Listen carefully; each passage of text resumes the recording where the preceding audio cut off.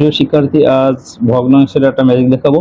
এই ধরনের ভগ্নাংশ কিভাবে শর্টকাট করা যায় এটা দেখাই। দেখো, এখানে যে সংখ্যাটা আছে ঠিক তার আগের সংখ্যাটা এখানে লিখতে হবে।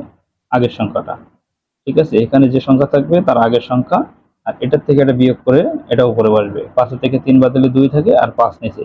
এটা হলো আমাদের ভগ্নাংশ, ঠিক আছে? ঠিক একইভাবে এটা করি। এটা ১২ আছে, ১২ এর আগের সংখ্যা কত? ১১। আর এখান থেকে এটা বিয়োগ করলে ২ থাকে, নিচে ৭। ঠিক একইভাবে এইটা করে আমাকে কমেন্টে জানাও।